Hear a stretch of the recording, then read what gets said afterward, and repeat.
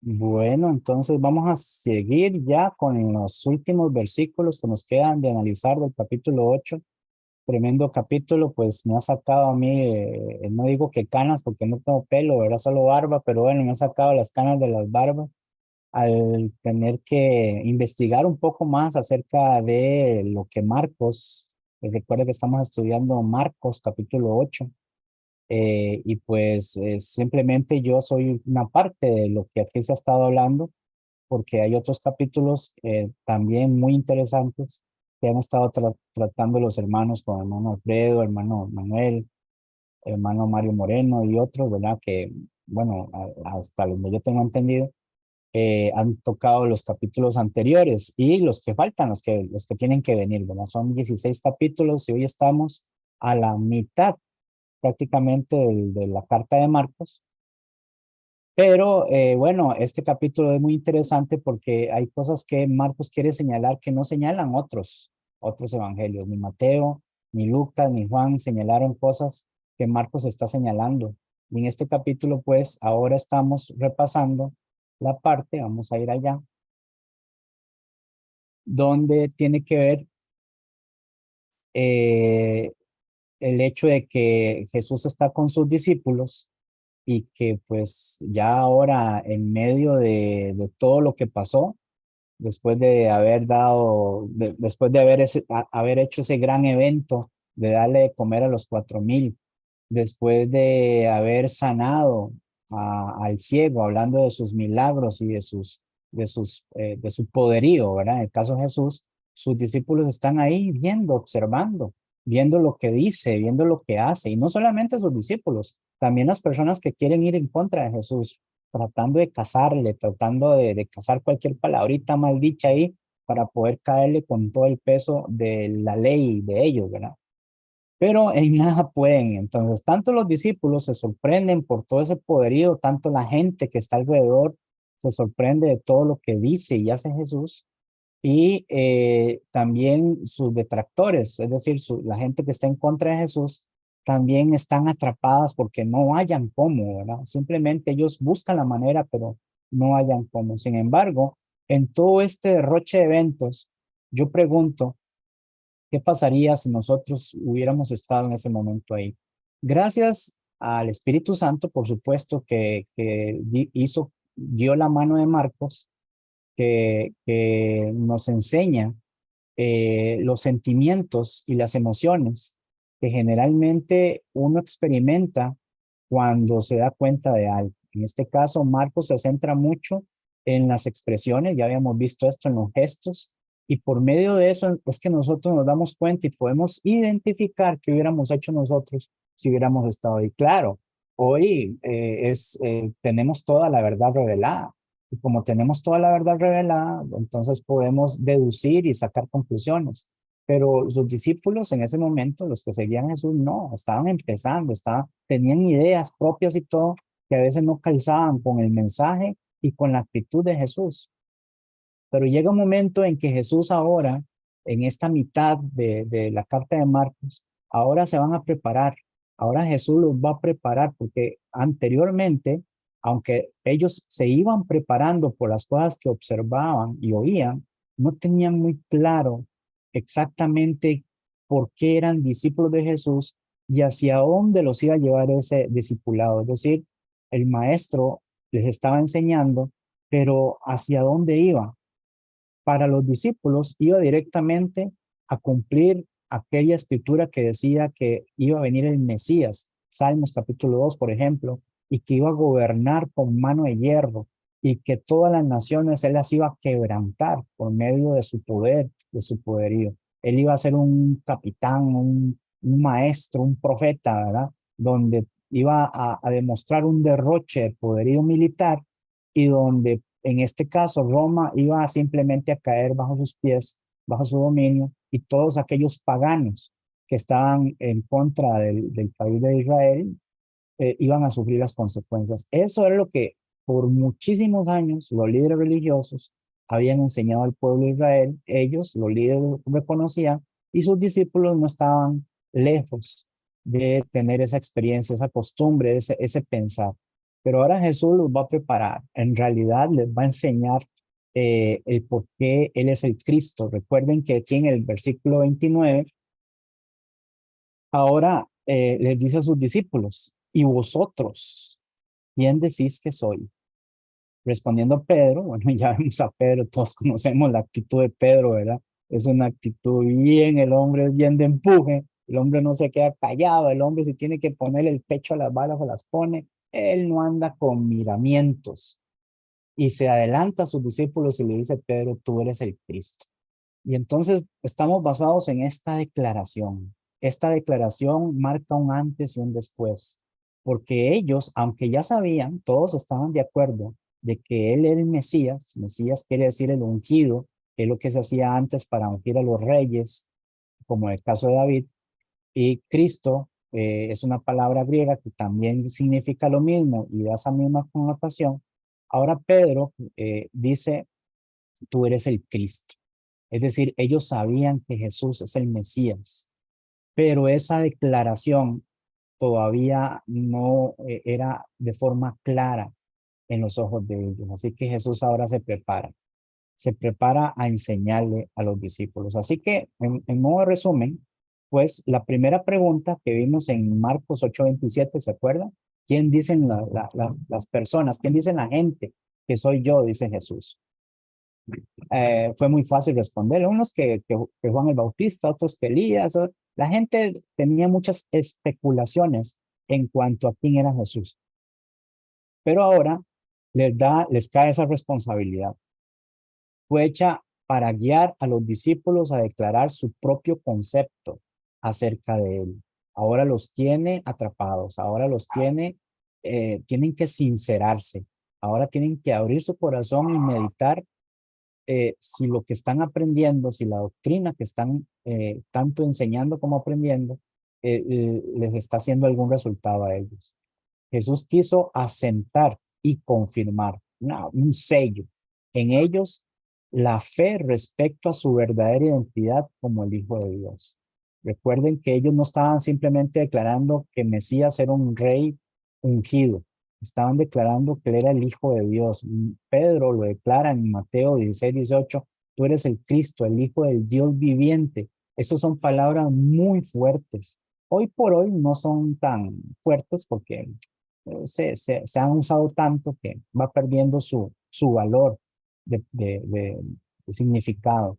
Aunque signifique lo mismo, es como estar diciendo gracias, ¿verdad? Para todo decimos gracias y entonces no llega un momento en que se pierde su valor, su sentido poderoso.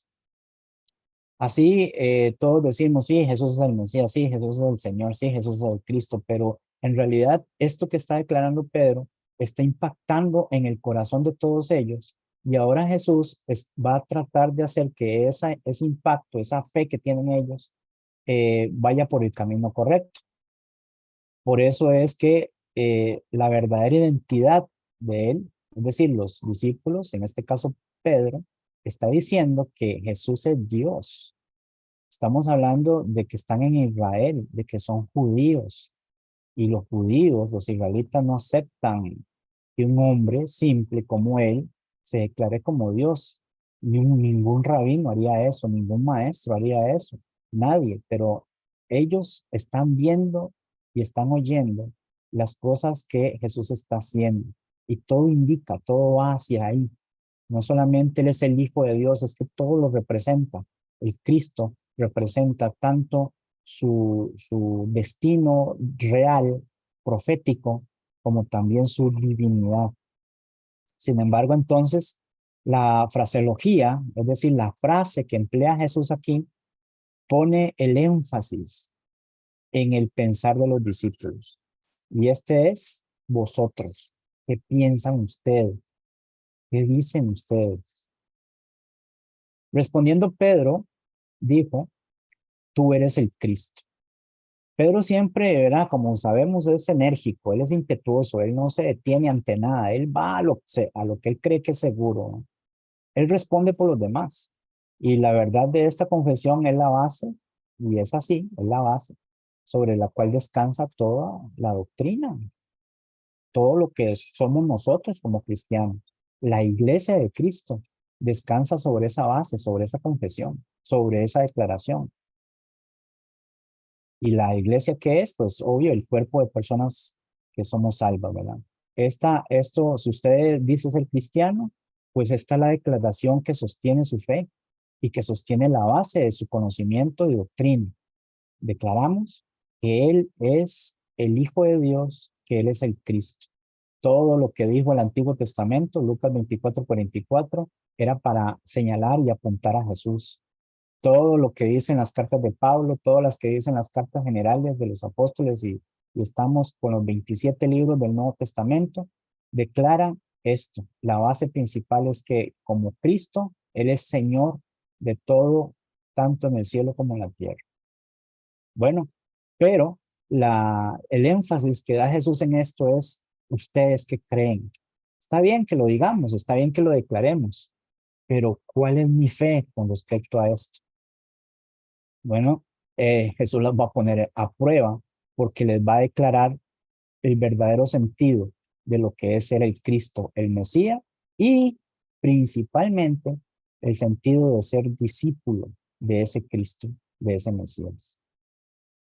Dice el versículo 30, pero él les mandó que no dijesen esto de él a ninguno. ¿Por qué? La pregunta es ¿por qué? ¿Por qué es que no? ¿Por qué Jesús, con todos esos milagros, con todo ese poderío de palabras, con todo eso, por qué les está aplacando de que no lo digan, no lo declaren abiertamente? Todavía no, ¿verdad? Bueno, fácilmente no era tiempo todavía de que los discípulos comenzaran una gran comisión. Recuerde que Jesús, una vez que resucitó, les dijo, id y hacer discípulos a todas las naciones, bautizándolos, como decía ahora nuestro hermano Juan. Qué increíble, ¿verdad? Que todo el evangelio se esparció por el mundo. Bueno, ese principio fueron los discípulos guiados por el Espíritu Santo que se esforzaron de una manera increíble para que eso sucediera. Pero todavía en este momento en que Pedro está declarando, todavía no era el momento para que ellos empezaran a andar declarando que él era el Cristo o el Mesías. ¿Por qué? Bueno, porque todavía les faltaba comprensión adecuada acerca del reino de Dios. Ellos pensaban en un reino terrenal y generalmente si iban a ir a declararle a sus vecinos y a sus amigos, hey, miren, este es el Mesías, este es el Cristo y todo lo que implica esas palabras que ya explicamos, la gente lo que iba a decir es, bueno, pues que gobierne y que haga esos poderosos milagros. Y una vez ya le pasó a Jesús. Jesús alimentando a la gente, ellos querían seguir siendo alimentados y querían obligarlo a ser rey, pero es que estaba en un concepto equivocado. El reino de Dios, dices, ¿qué dijo Jesús? ¿Qué le dijo Jesús a Pilato? Mi reino, ¿qué? Mi reino no es de este mundo. Mi reino no pertenece a este mundo. Mi reino no se rige por las bases que rigen todo reino y todo poderío político en este mundo. ¿Ves? Entonces ellos todavía no habían comprendido eso.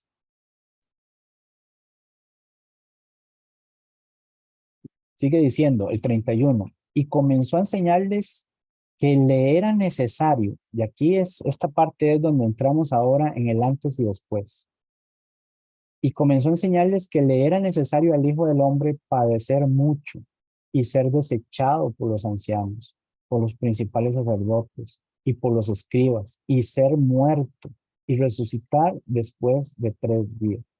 Esto, mis hermanos, es un choque para los discípulos. Esto es un balde de agua fría para los discípulos. Está bien que hasta el momento Jesús estaba escondiéndose y huyendo de muchos de los líderes religiosos. Muchos líderes estaban ahí tratando de amenazar a Jesús y él en lugar de enfrentarlos, no es que era cobarde o salió huyendo, sino que él los enfrentaba, pero no al punto de entregar su propia vida ahí para, para matarse o para ser asesinado por ellos. A veces llegó ese punto, en Juan habla mucho de esto, que agarraron piedras, dice, para apedrearlo. Ya tenían las piedras en las manos y lo iban a hacer, pero Jesús obviamente, con su sabiduría divina, él dice, ¿por qué me van a apedrear? Entonces ellos tienen que contestar, dar la razón del por qué, pero no pasa, ¿verdad? No pasa. Entonces, muchas veces cuando se dice que Como por ejemplo cuando Jesús va a las bodas de Caná y María le dice, no tienen vino. Jesús le dice, no ha llegado mi hora, mi amor. ¿Ves? Estas frases, en ese tiempo de los judíos, comprendía muy bien que él tenía una misión, pero que todavía no estaba siendo revelada del todo. Así que había que esperar, había que esperar. Entonces, cuando él habla de esa manera, al enfrentarse a sus detractores, a sus enemigos y todo esto, ellos querían desecharlo, pero todavía estaba esa palabra que Jesús dijo, no me crean a mí, crean en lo que yo digo, en la palabra que yo digo, en las obras que yo hago. Y eso los detenía mucho. Pero en este caso, ahora está hablando muy personalmente con sus discípulos. Así que Jesús no sencillamente les está anunciando o les está permitiendo que ellos digan que es el Cristo. No es un asunto de un anuncio simple, sino comenzó a enseñarles acerca de la necesidad de su muerte en el plan de Dios. Y esto era un choque tremendo para sus discípulos porque ¿cómo iba a ser eso? O sea, si el rey, si el Mesías, si el Hijo de Dios, ¿cómo iba simplemente a hablar de la muerte si más bien lo que él venía era a traer vida y poder? Venía a traer alegría, felicidad, vida y todo el poder necesario para gobernar.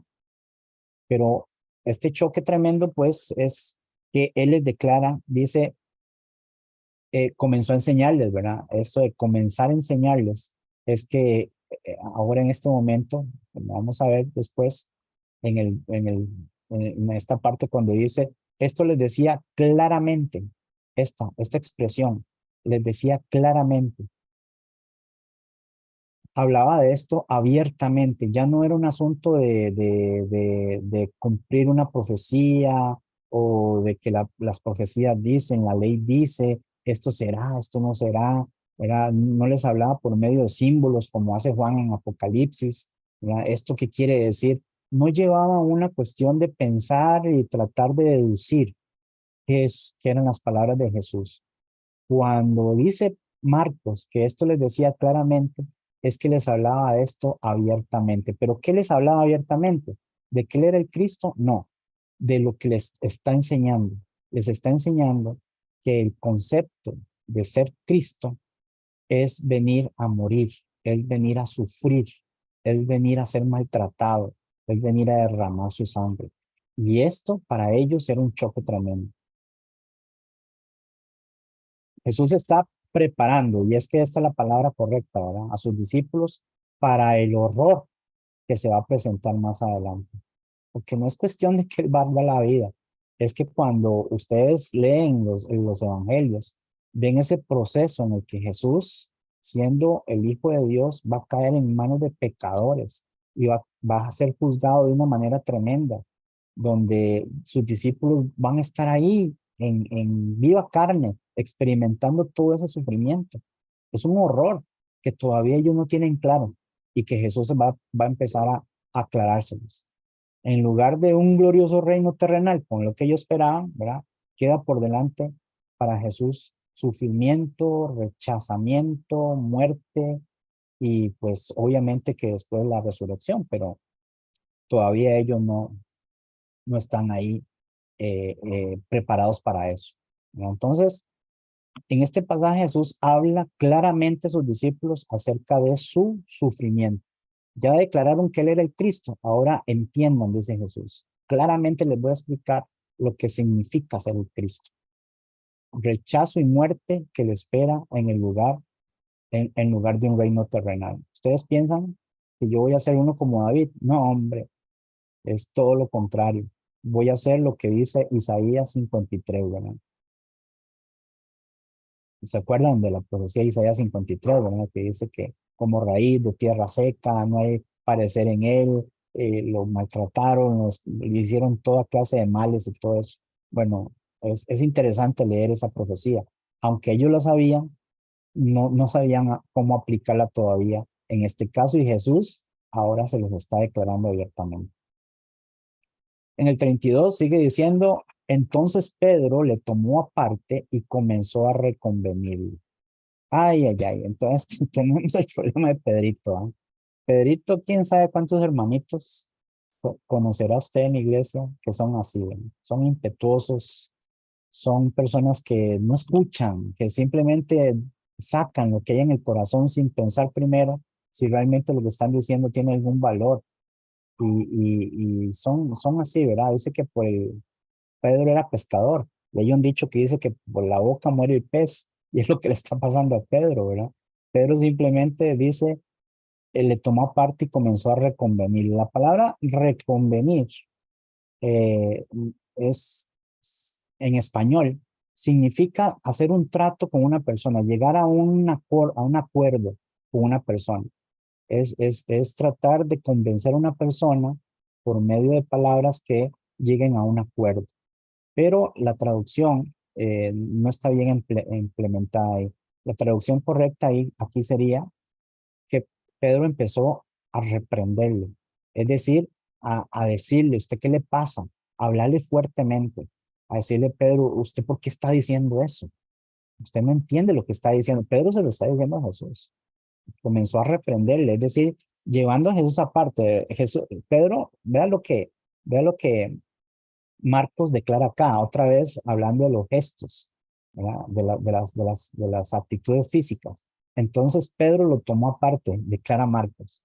¿Por qué? Porque Marcos está ahora señalando la actitud de Pedro. Lo agarra aparte, no quiere que los demás discípulos no solamente no oigan lo que Pedro va a decir, sino que simplemente Pedro lo está agarrando aparte para tratar de aconsejar a Jesús a que no siga diciendo eso, a que se detenga. ¿Sí? Entonces, ¿por qué? Porque Pedro tiene un concepto carnal del Mesías muy fuerte, muy arraigado, y todo lo que está diciendo Jesús abiertamente está en contra de lo que Pedro piensa y cree. Y por eso entonces Pedro reprende a Jesús y trata de convencerlo de no seguir ese camino. Sin embargo, ya hay un dicho, ¿verdad? No sé, allá en Colombia, en Nicaragua, en Miami, en otros lugares, que dice, es muy popular, sí, dice que el tiro le sale a uno por la culata, ¿verdad? El tiro salió por la culata. ¿Por qué? Porque Jesús oye lo que está diciendo Pedro y entonces ahora Jesús le va a tocar reprender a Pedro por tener un concepto carnal de Mesías, un concepto equivocado. Entonces ahora Jesús va a preparar a sus discípulos para el sufrimiento y la necesidad de que también ellos van a sufrir por la causa de Cristo. Ese concepto que tienen del Mesías totalmente equivocado les va a ayudar a ellos ahora a ver la claridad del caso. Dice el 33, pero él, y escuchen, y esto es muy interesante porque dice, pero él volviéndose y mirando a los discípulos, Jesús, otra vez, voy a leerlo todo. Dice, pero él, volviéndose y mirando a sus discípulos, reprendió a Pedro, diciendo, quítate delante de mí, Satanás, porque no pone la mira en las cosas de Dios, sino en la de los hombres. Esto, uy, qué duro que es esto, ¿verdad? Yo no quisiera estar en las sandalias de Pedro, no hubiera querido estar en las sandalias de Pedro. Pedro se lo busca por ser tan impetuoso. Por eso que dice Santiago 1:19, seamos prontos para oír, tardos para hablar y tardos para airarnos. Ese es el mejor consejo que todos podemos seguir y no lo que está haciendo Pedro en este momento. ¿Por qué? Porque vemos la parte, pero él, ¿quién? Jesús. Volviéndose otra vez, Marcos señalando el porte de Jesús, los gestos de Jesús y mirando a los discípulos. Entonces, Jesús está hablando con los discípulos, les está hablando claramente de que esa declaración que ellos tienen por seguro de que Él es el Cristo, ahora les va a decir que es el Cristo, realmente el significado de ser Cristo, el sufrimiento, la muerte, todo eso. Pero dice, no, no, no, no, esto no puede ser, Jesús está, quién sabe qué se comió, lo agarra, lo toma, se lo lleva a la aparte y le dice, no siga con eso, no siga con eso. Anteriormente, bueno, Mateo declara eso más abiertamente. Aquí en Mateo 16:22, creo que me va a dar una, pues, una mejor, vamos a ver, aquí dice, pero le llevó aparte y comenzó a reprenderlo, ¿eh? Voy a ponerlo acá que me acabo de acordar de esto pasado. Aquí. Pero Pedro lo llevó aparte y comenzó a reprenderlo por decir semejantes cosas. Esta versión es muy adecuada. Dios nos libre, Señor, dice Pedro. Dijo, eso jamás te sucederá a ti. Vea la actitud de Pedro, ¿ven? Al maestro, o sea, está corrigiendo al maestro. Qué cosa, ¿no? Dice la versión 60. Entonces Pedro, tomándolo aparte, comenzó a reconvenirle, diciendo, Señor, ten compasión de ti. En ninguna manera esto te acontezca. Dice Mateo 16:22.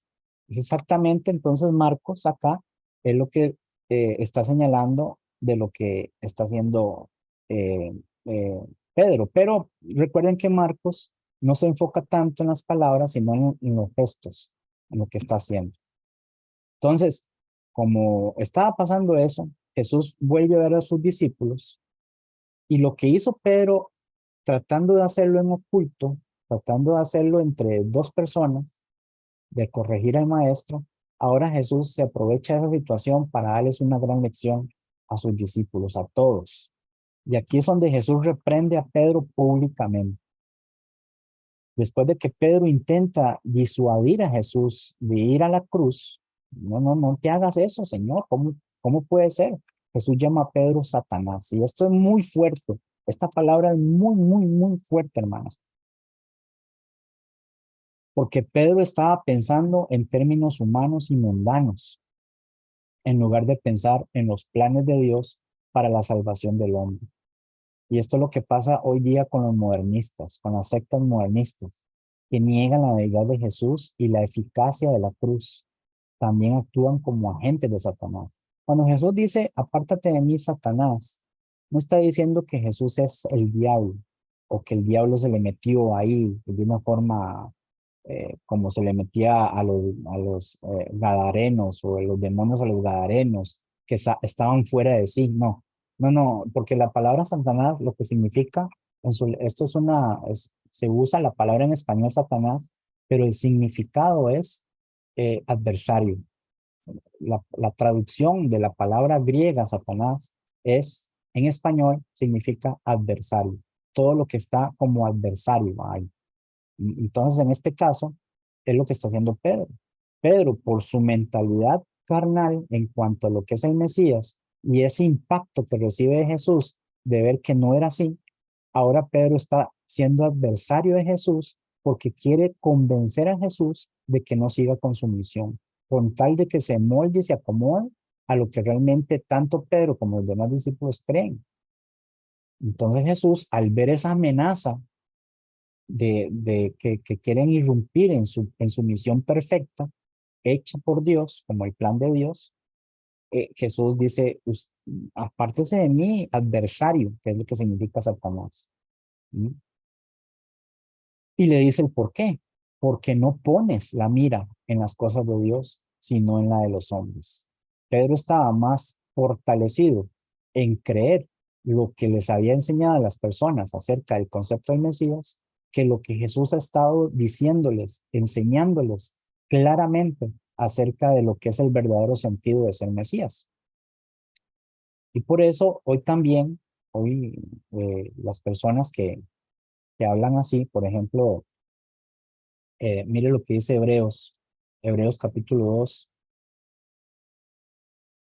versículos 3 y 15. Dice, y otra vez yo confiaré en él y de nuevo, he aquí yo y los hijos que Dios me dio. Así que por cuanto los hijos participaron de carne y sangre, él también participó de lo mismo, para destruir por medio de la muerte el que tenía el imperio de la muerte. Esto es el diablo. Y librar a todos los que por el temor de la muerte estaban durante toda la vida sujetos a servidumbre. Este es el verdadero significado de ser el Cristo. Esto es lo que Jesús les estaba explicando a sus discípulos y ellos no querían aceptarlo, mayormente Pedro, que era el que había declarado todo esto, porque iba en contra de su pensamiento.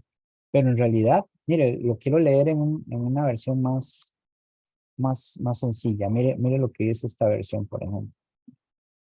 También dice, confiaré en Dios y añade, he aquí estoy con los hijos que Dios me ha dado. Estamos hablando de los discípulos. Nosotros somos seres de carne y hueso. Por eso Jesús se hizo igual a nosotros. Solo así podía morir para vencer al diablo, que tenía poder para matar a hombres y mujeres. Este era el imperio que tenía Satanás, que Jesús iba a destruir por medio de ¿qué? No de batallas, no de peleas, por medio de su muerte. Con su muerte, ahora aquí magnifica eso. Jesús dio libertad a los que se pensaba, a los que pasaban la vida con miedo a la muerte. Este es el sentido que Jesús les está enseñando a sus discípulos, y los discípulos más bien estaban a favor de Satanás, a favor del concepto de Satanás y a favor de los planos de Dios. Y por eso Jesús se molesta y les habla duramente. Y volviéndose y mirando a los discípulos. Ahora, Pedro iba a ser representante de lo que estaba diciendo en ese momento, que todos sus discípulos estaban pensando lo mismo, pero no se atrevían a decir. Quítate delante de mí, Satanás, porque no pone la mira en las cosas de Dios, sino en la de los hombres. Seguimos en el 34 y dice, aquí ahora nos volvemos en el asunto de dejamos a un lado lo que es la declaración. Terminamos esa parte de la declaración. Ahora Jesús les enseña sobre esa declaración el concepto correcto, pero aprovecha ahora y mezcla tanto toda la gente que estaba ahí y a sus discípulos para decirles y darles esta gran lección que todos nosotros también debemos aprender y que obviamente tenemos que poner en práctica. Y llamando a la gente, versículo 34, ya no tiene que ver solo con sus discípulos ni con Pedro, nada, todo mundo, escuche todo mundo. Y a sus discípulos les dijo, si alguno quiere venir en pos de mí, niéguese a sí mismo y tome su cruz y sígame. Otra vez, Jesús lo que está diciendo acá es que la preparación de ser un discípulo de Jesús es confiar en Jesús. No importa si aparentemente se ve que Jesús va para un lugar o una zona donde no hay salida, donde hay un barranco, donde hay un precipicio. Si yo confío realmente en el poder de Jesús y en su sabiduría y en su inteligencia y en sus palabras, si Jesús se tira en el barranco, yo me tiro con él. ¿Por qué? Porque está más que demostrado que él lo que quiere es la salvación del ser humano, no su perdición. Y que él está sujeto al plan divino, que es un plan que fue preparado y hecho por aquel que creó todas las cosas, el universo y todo lo que hay, que todo muestra vida, no muestra oscuridad. Entonces a veces decimos, ¿por qué es que ser cristiano? ¿Para qué uno tiene que ser así o asá? Y está bien cuestionar, está bien, no estoy diciendo que no lo hagamos. Lo que está mal es que una vez entendidos de las cosas que con el fundamento de nuestra fe tenemos que hacer, no queramos hacerlas, porque a nosotros no nos parece que así sea. ¿Sí? Entonces dice Jesús, ese pensamiento que tiene la gente y sus discípulos, si alguno quiere venir en pos de mí, lo primero que tiene que hacer es darse cuenta de que su opinión, sus sentimientos, su pensamiento no, no es relevante a la misión y al a seguir al maestro. Sus pensamientos, sus sentimientos y todas estas cosas son para usted. Pero si usted quiere seguir al maestro, lo primero que tiene que hacer es poner eso en segundo plano y aceptar una cosa, que el mundo rechaza a Cristo, rechaza su mensaje. Dice Juan allá en el Evangelio de Juan que Jesús vino al mundo y el mundo no le conoció, que la luz vino al mundo y el mundo prefirió la oscuridad, prefirió las tinieblas que la luz porque sus obras eran malas. Al mundo vino y el mundo lo rechazó. Y si eso hizo con el maestro, es igual con nosotros los cristianos. Siempre nos van a rechazar, siempre nos van a menospreciar. Máxime, cuanto más queremos ser luz, más nos van a señalar y a criticar, más nos van a hacer indiferentes para con nosotros. La pregunta es, ¿qué tanto le afecta eso a usted? Esa es una pregunta importante para todos nosotros. ¿Qué tanto le afecta a usted eso? Si a usted le afecta mucho eso, su orgullo, su derecho como persona, su vida, sus pensamientos, su posición en la que tenga, bueno, es porque no se ha negado a sí mismo todavía. Es porque todavía no está dispuesto a seguir la cruz. Porque Jesús, eso fue lo que hizo. Siendo el Todopoderoso, no movió ni un dedo. Pudiendo llamar al Padre para que le mandara más de 12 legiones de ángeles, no lo hizo. ¿Por qué? Porque él se sujetó al plan.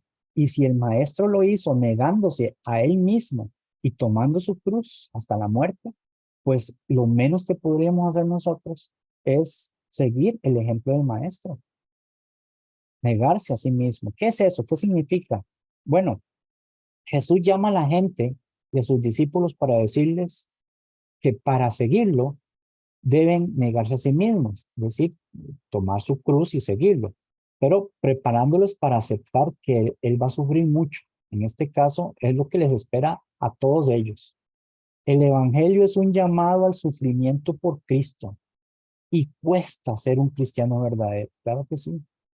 Cuando tenemos que sufrir, cuando tenemos que bajar la cabeza, cuando tenemos que humillarnos, cuando tenemos que guardar silencio ante la injusticia, nos negamos a nosotros mismos y estamos tomando la cruz. Muchos quieren seguir a Cristo a su manera. Muchos dicen, qué lindo es el cristiano, qué lindo es seguir a Cristo. Es que Dios es tan hermoso y tan bello. Claro, ¿por qué? Porque ellos están ajustando a Dios a su pensar y a su manera de ser. Y no nosotros o estas personas al revés, ¿verdad? Al pensar y la manera de ser de Dios. Muchos, muchos. Pero es necesario negarse a sí mismo y seguir su doctrina en todo momento, la doctrina de Jesús. Muchos profesan ser cristianos, todo el mundo dice ser seguidor de Cristo, pero pocos lo son en realidad, ya que ponen sus propias condiciones para seguir al Señor. Muchos estamos haciendo la actitud de Pedro porque no caemos en cuenta de que ser cristiano es ser aborrecidos por este mundo, pero cuando el mundo no nos aborrece, cuando el mundo, somos amigos del mundo, cuando no decimos cosas, nos privamos de hablar abiertamente, como dijo Jesús, y para no ofender, para no lastimar, para seguir la corriente.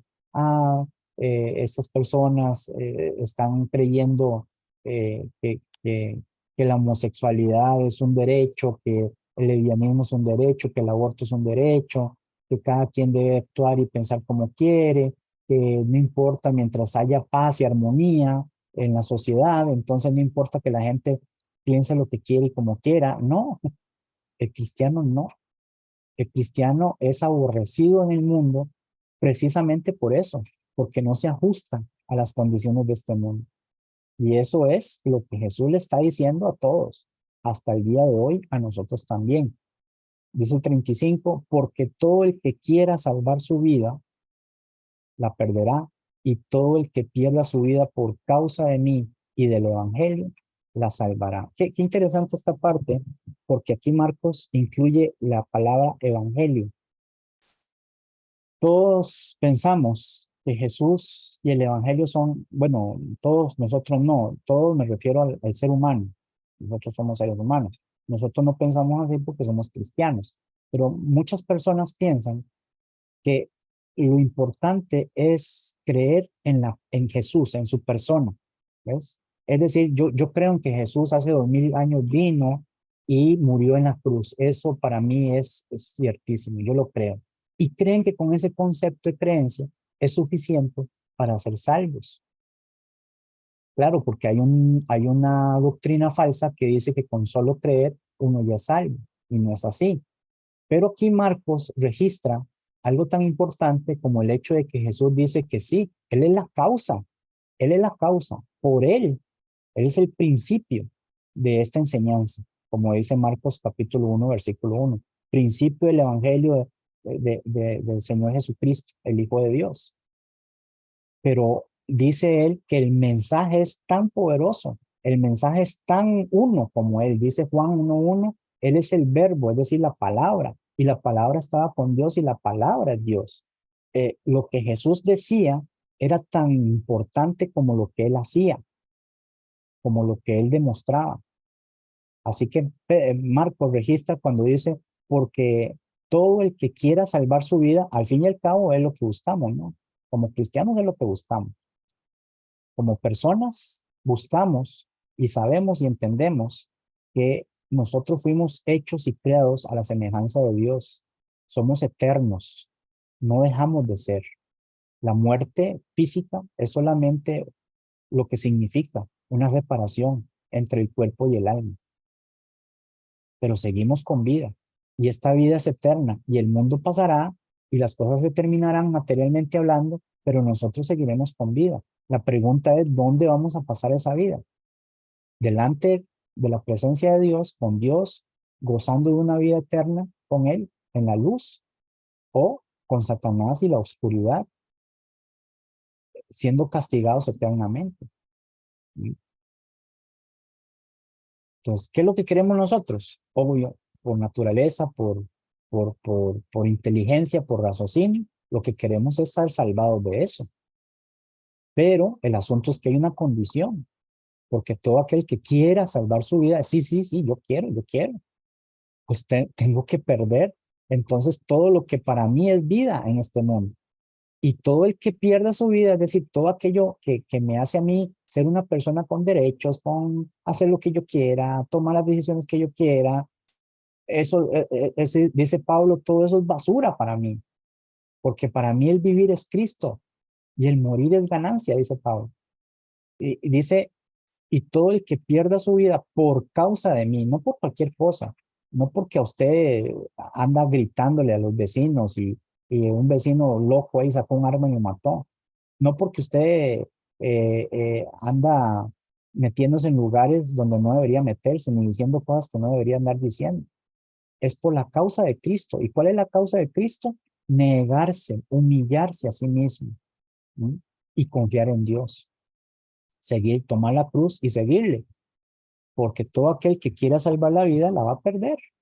¿Por qué la va a perder? Bueno, Jesús enseña que aquellos que tratan de salvar su vida temporalmente, porque es lo que pasa, al evitar el sufrimiento y la persecución y el que nos insulten y el que tengamos que decir que no muchas veces en la vida, en el trabajo, en el estudio, con los vecinos, aún con los familiares, pues terminaremos perdiendo la vida eterna por querer estar acomodando las cosas de este mundo a las cosas espirituales. Por otro lado, aquellos que pierden su vida terrenal por causa de él, aquellos que tenemos que aprender a decir que no a situaciones en las que comprometen mi fe y mi compromiso hacia Cristo, sea en el trabajo, sea en la familia, sea con mis compañeros, con mis amigos, sea en la sociedad, hay que aprender a decir que no, aunque no sepamos dar una explicación, simplemente no. Dice, aquellos que pierden su vida terrenal por causa de él y el evangelio, la salvarán eternamente, porque tenemos una mejor expectativa. Dice Pablo que debemos poner la mirada en el cielo, en las cosas de arriba, y no en las de la tierra, en Colosenses 3. Mientras que perder lo terrenal por Cristo conduce a la salvación eterna, pues eh, aceptar el que yo sea discípulo de Cristo y no importarme las cosas de este mundo en ese sentido, pues voy a, a recibir lo que realmente el Señor me ofrece. Hay pasajes como Mateo 10:39, Lucas 17:33 y Juan 12:25 que hablan de esto que les estoy diciendo. Ahí queda registrado, ahí queda grabado. Les aconsejo que lo busquen y lo lean y mediten en ello para poder seguir avanzando. Dice Jesús, no termino. Ahora hace otra pregunta. Porque, ¿qué aprovechará al hombre si ganare todo el mundo y perdiere su alma? Estas son preguntas de poder. ¿Por qué? Porque lo hacen a uno dar un giro de 180 grados, ¿sí? Y llegar a una conclusión. Estas preguntas no tienen varias respuestas. Estas preguntas tienen solamente dos respuestas. Porque, ¿qué aprovecha el hombre si ganare todo el mundo y perdiera su alma? La respuesta es nada aprovecha. Pero ¿me importa? ¿Es importante para mí? Esas son las únicas dos respuestas que tienen. Está bien, yo no aprovecho nada, pero sigo en esto. O, sí, claro, nada aprovecho, así que ¿qué tengo que hacer para seguir adelante? El mundo ofrece ¿qué? Lo que ofrece el mundo, no importa lo que ofrezca. Poder político, poder, riqueza, gozos temporales, fama, gloria, placer carnal, satisfacción en muchas maneras, en muchas, deleitando los sentidos en todas las maneras posibles. ¿Mm? Ya, ¿qué espera una niña ahora apenas empieza a tener cuerpito la niña? Apenas empiece ya a tener un cuerpo femenino, la niña que dependiendo de dónde está y cómo esté, lo que quiere que es un teléfono para salir medio desnudo en TikTok, para empezar a enseñar sus atributos. ¿Por qué? Porque eso da mucho like, porque eso da mucha fama, porque eso da una satisfacción de placer. ¿Mm? Los hombres que quieren, pues casa, carro, riquezas en general y todo. Mire, la riqueza, claro que no es mala, pero todo es que estamos sacrificando, que estamos sacrificando para obtener aquello. Las niñas que salen en TikTok pueden tener TikTok y salir en TikTok, pero apenas sacrifiquen su moral, ya están haciendo las cosas mal. Los hombres cuando trabajan, tienen 3, 4 trabajos para poder mantener lujos y mantener tarjetas y mantener todo esto y sacrifican el ir a la iglesia, el congregarse, el estudiar la Biblia, el orar, el ayudar a otros. ¿Sí? Pues entonces, ¿qué? ¿Están ganando qué? Nada, porque están aprovechando, sí, el mundo, pero están perdiendo su alma.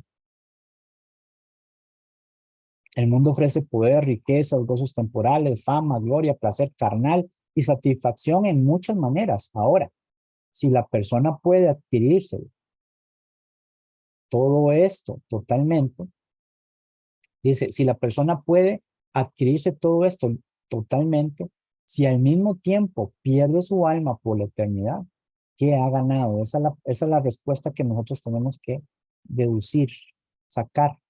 ¿Cuál es la respuesta a esto? Porque ¿qué aprovecha el hombre si ganara todo el mundo y perdiera su alma? ¿Cuál es la respuesta suya? ¿Cuál es la respuesta mía a esto?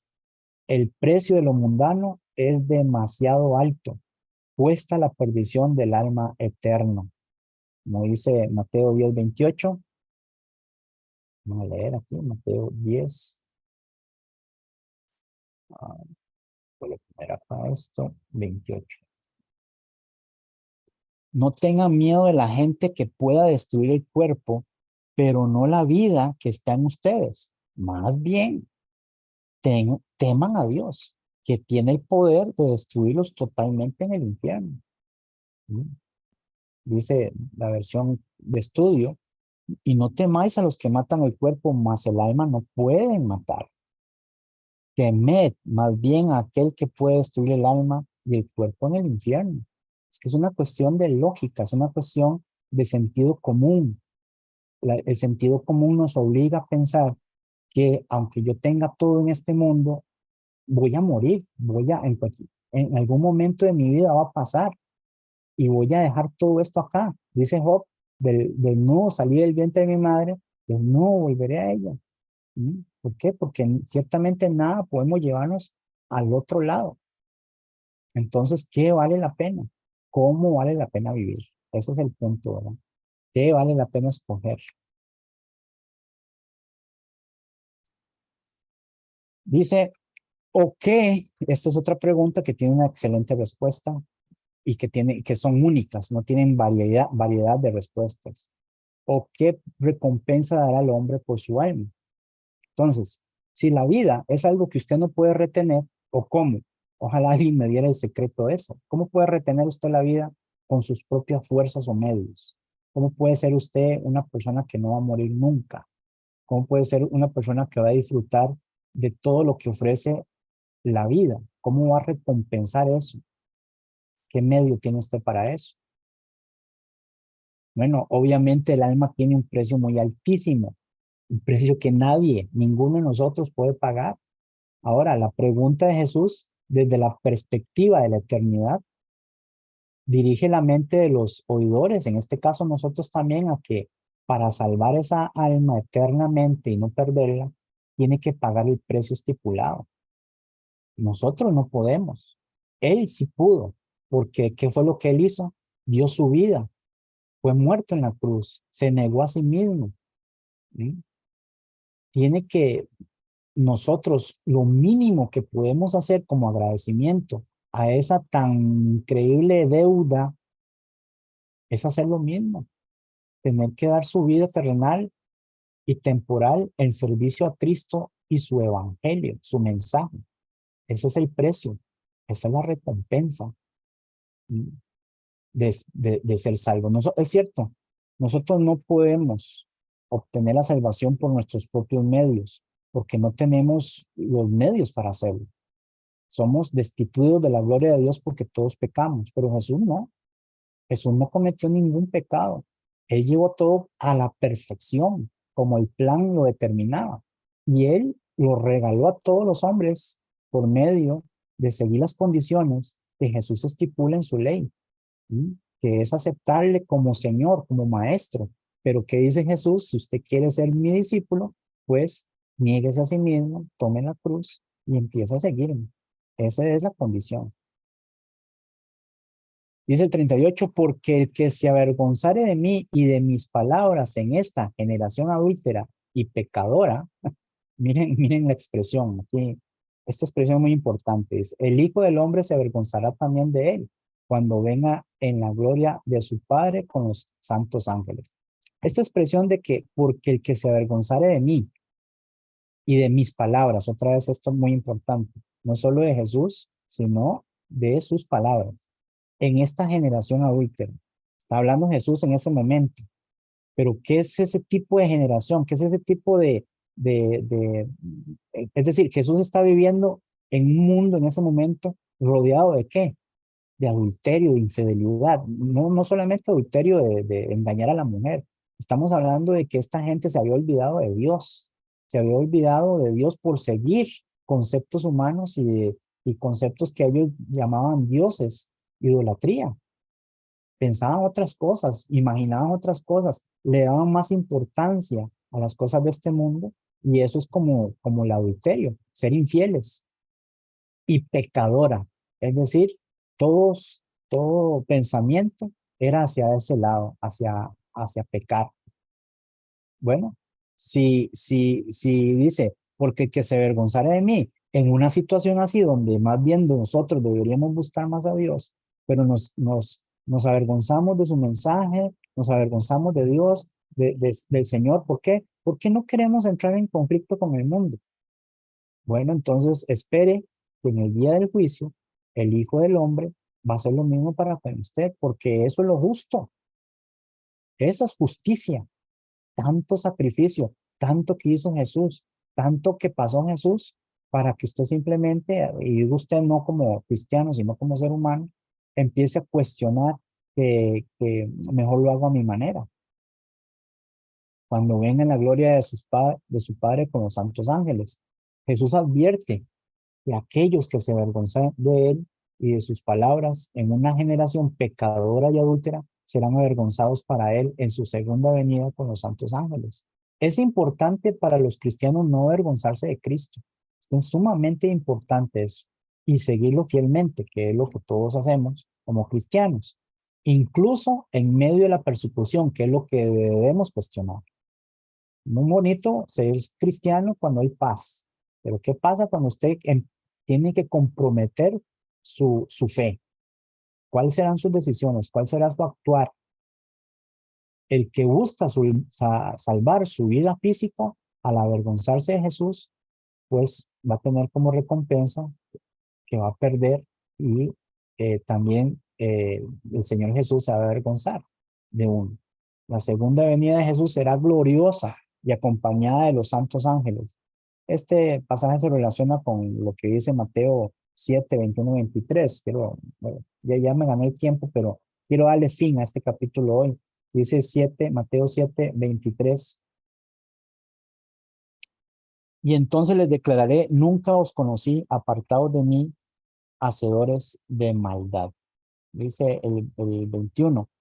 No todo el que me dice, Señor, Señor, entrará en el reino de los cielos, sino el que hace la voluntad de mi Padre que está en los cielos. Entonces, ese es el fin de todas las cosas del por qué Jesús ahora les explica a sus discípulos lo que les está explicando, pero que esto no se remonta solamente a sus discípulos, sino también a todos nosotros hasta el día de hoy. ¿Qué vamos a hacer, hermanos? ¿Qué vamos a hacer? ¿Cómo vamos a actuar ante esta interrogativa que está haciendo Jesús? ¿De qué manera vamos a responder nosotros ante las circunstancias que nos rodean? Pidámosle a Dios que este mundo nos permita seguir adorando, nos permita andar en paz y podamos seguir como estamos. Pero en el momento que su fe empiece a ser comprometida ante el mundo, ¿cómo vamos a actuar? Esa sería la pregunta para terminar este capítulo de Marcos 8 que nos corresponde. Muchísimas gracias por todo su paciencia y por todo lo que me han permitido declarar, tanto en esta noche como todos los viernes que me tocó a mí traer este capítulo, pero hoy damos por cerrado este capítulo 8. Muchas gracias, hermanos, que el Señor les bendiga.